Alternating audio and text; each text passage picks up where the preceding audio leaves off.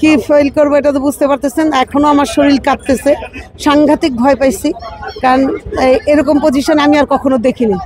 হুন্ডাটা আইসে এখানে একটা মারছে, তখন আমরা ভিতরে, আমি বের হচ্ছিলাম, দৌড় দিয়ে ভিতরে গেছি, গেটের সামনে দাঁড়াইছি যে ঘটনাকে, আবার দেখি আরেকটা মারলো। তখন তো সবাই বুঝিয়ে গেলো যে এরা মারার জন্যই আসছে। তখন আমাদের ভিতর থেকে কিছু পুলিশ দৌড়ে বের হয়। এখানে পুলিশের গাড়ি ছিল, এখানে তো সবসময় পুলিশের গাড়ি থাকে, গাড়ি কন্টিনিউ ছিল, ওই যে এখনও আছে ওই যে ওইখানে গাড়ি, এরকমভাবে গাড়ি বসা ছিল। ওরা খুব স্পিডের দিক দিয়ে চলে গেছে কাকরালির দিকে। তখন তো ভয়ে হাত পা কাঁপতেছে যে আজকে বোধহয় জীবনটাই শেষ হয়ে যেত, কিন্তু আল্লাহ রহমত যে কারো ক্ষতি হয় নাই, খালি একটা রিক্সাওয়ালার একটু ক্ষতি হয়েছে, সেই রিক্সাওয়ালা আহত হয়েছে। এইটাই হলো ঘটনা। কিন্তু কিভাবে বুঝি না যে এই দেশের কি অবস্থা হবে, কিভাবে চলবে মানুষ। প্রশাসন আমার মনে হয় আরো বাড়ায় দিয়ে, চেকটা বাড়ায় দিলে সবচেয়ে ভালো হয়। দেশের জন্য এটা কি ভয়ানক ব্যাপার না বলেন? এটা হলো আপনার মনে করেন যেটা ঘটনা ঘটতেছে, এটা তো ভয়ানক ব্যাপার। মানুষের জীবনের কোনো নিশ্চয়তা নাই। আজকে আমরা ঘর থেকে বের হয়েছি, আজকে আমরা ঘরে ফিরতে পারবো না। এটা তো সাংঘাতিক ভয়ানক ব্যাপার। তো এটা সরকারকেও বলবো যাতে তারা এটা সুদৃষ্টি দেয়, ভালো করে দেখে যে এটা কীভাবে বন্ধ করা যায়। এটা বন্ধ করা দরকার, না হলে মানুষ, জনগণ কি করে বাঁচবে? না, আমি ছিলাম এখানে। হ্যাঁ দেখছি, কিন্তু চেহারা দেখিনি। ওই যে এখান থেকে হোন্ডা নিয়ে আসছে, খুব স্পিডে হোন্ডা নিয়ে আসছে, প্রচন্ড স্পিড, একজন চালাচ্ছে আরেকজন মারতেছে, দুইজন।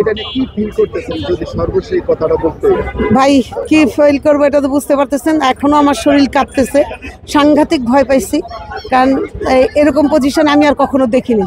আমি সবসময় দেখছি, টিভিতে দেখছি বা অন্য জায়গায় দেখছি, কিন্তু এইভাবে স্বচক্ষে এটা দেখিনি। এটাই ফার্স্ট দেখলাম। এই হলো ঘটনা। না, আমি থাকি মোহাম্মদপুর। এখানে আমি শিল্পী, আমি চলচ্চিত্র আর্টিস্ট, আমি মঞ্চ শিল্পী।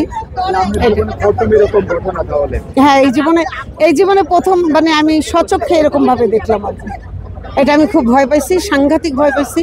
মানে কি বলবো, আমি এমডি প্রেশারের রুগী, ডায়াবেটিসের রুগী, আমি প্রচণ্ড ভয় পাইছি। এই সম্পর্কে সরকারের এটা কি পদক্ষেপ, সে সম্পর্কে যদি একটু কথা বলতেন। সরকারের তো অবশ্যই উচিত এটা আপনার পদক্ষেপ, আরও বড়োভাবে প্রশাসনের লোকজন নামায় দেওয়া, চেকটা বাড়ায় দেওয়া। আর কেন হবে আমাদের মধ্যে, আমরা যদি এরকম করি, আজকে যে দলই হোক, যে দলই রাজনীতি করুক, রাজনীতি আলাদা জিনিস, আর নিজেদের মানুষকে মেরে ফেলা এটা তো আলাদা জিনিস। আপনি ককটেল কাকে মারতেছেন? নিজেদের ভাই, আর এটা তো বাহিরের কেউ না। আজকে আওয়ামী লীগ বলেন, বিএনপি বলেন, যে কি বলেন, কারোই তো উচিত না যে সাধারণ জনগণের মেরে ফেলা। এটা তো উচিত না। এটা আমি বলবো,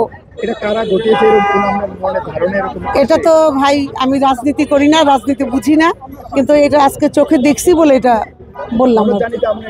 সর্বোচ্চ নিরাপত্তা যে সেনাবাহিনী একটা ক্যাম্প হয়েছে, ভিতরে ক্যাম্প আছে, আর কিভাবে নিরাপত্তা কিরকম দিলে এখন চেক বাড়ানো উচিত।